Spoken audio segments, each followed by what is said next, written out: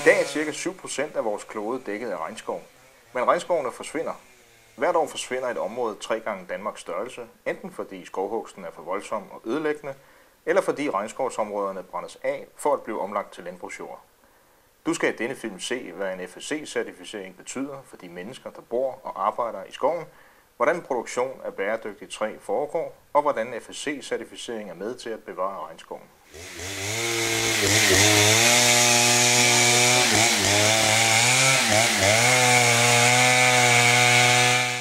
Vi er taget til Honduras i Mellemamerika og starter i landsbyen Yaruca, der ligger højt oppe i et skovområde. Skovgruppen arbejder sammen med flere andre skovgrupper i området og forvalter i fællesskab et stort FSC-certificeret skovområde på størrelse med 36.000 fodboldbaner.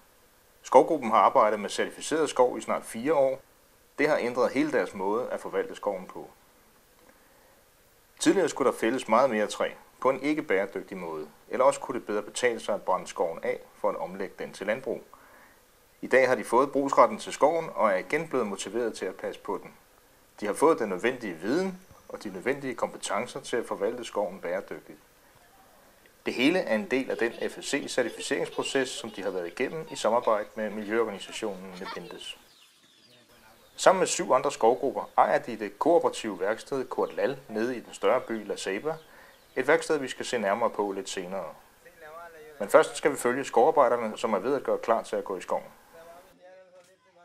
I den forvaltningsplan, som skovgruppen varetager, er der nøje planlagt, hvor meget træ af forskellige sorter de må bære ud af skoven fra forskellige områder.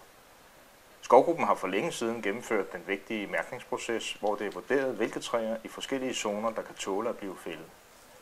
Træet markeres og noteres i et system, så det er let at finde træet igen, når det skal fældes. I øjeblikket må skovarbejderne kun fælde træer i en zone, der ligger ca. 2,5 times gang fra deres landsby. De forbereder sig grundigt, før de tager afsted, for alt hvad de skal bruge af motorsave, benzin, værktøj, sikkerhedsudstyr, mad og drikke skal de have med. Alt bæres på ryggen, for regnskoven er meget ufremkommelig, og turen går op ad smalle stier, over vandløb og floder og op ad stejle skråninger i skoven.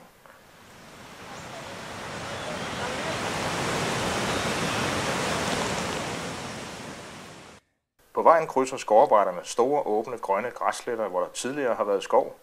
Det var før det blev certificeret, dengang hvor de ikke havde planer for, hvordan de skulle forvalte skoven bæredygtigt. Her blev skoven bare ryddet for alt træ. Træet skal fældes så skånsomt som muligt.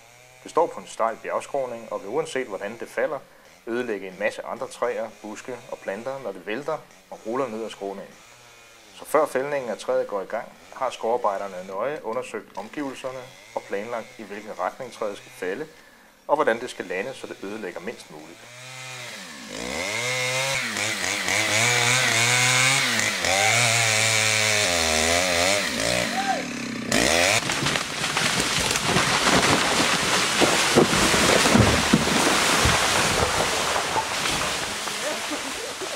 Que hubiera quedado encajado ahí, que lo hubiera topado a usted. El bosque de Santiaguito es un bosque comunitario. En af skovarbejderne i skovgruppen fortæller her om arbejdet med certificeret tropisk træ. Skovgruppen kan ikke længere fælde alt det træ, de har gjort tidligere. Det er nøje planlagt, hvilket træ, der skal fældes, og hvor meget træ, der forventes at blive udnyttet på den enkelte stamme.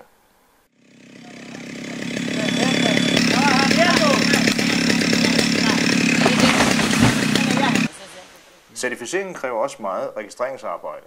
Alt bliver registreret. Hvilket træ, der er fældet, hvilken sort, hvor meget der er kommet ud af det og i hvilke størrelser. Når træet senere ligger på værkstedet, kan det spores tilbage til, hvor det kom fra.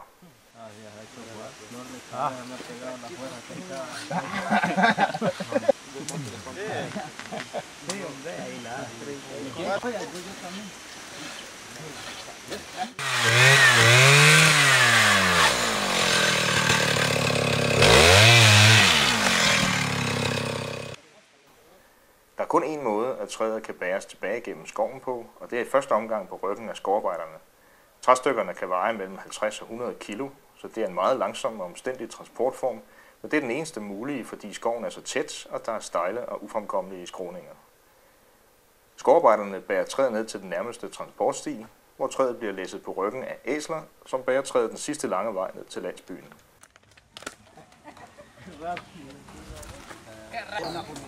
Qué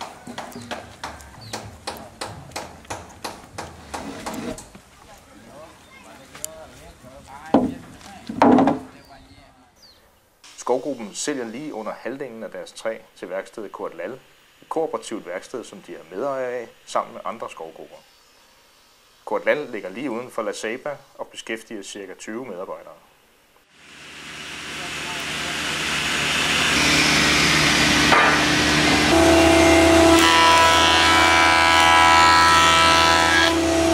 Bueno, nosotros aquí recibimos la madera cuando viene del bosque.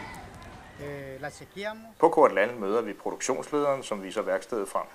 Han fortæller blandt andet, at værkstedet kun håndterer FSC-certificeret træ fra skovgrupperne og sælger det videre som let forarbejdet træ eller som færdigt forarbejdede produkter.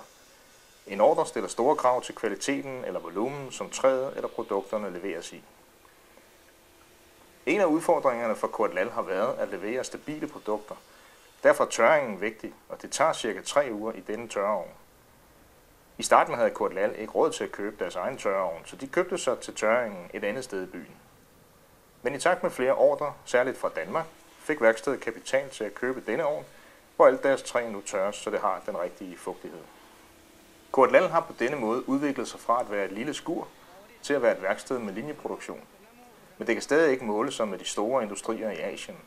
Kurt Lal har kun ganske få, gamle og udtjente maskiner, og de har mange udgifter til vedligeholdelse. Det kræver stor kapital og øget omsætning, før de kan investere i flere og nye maskiner. Da vi besøgte Kurt Lal, var de i gang med en ordreproduktion af 6.000 skærebrædder.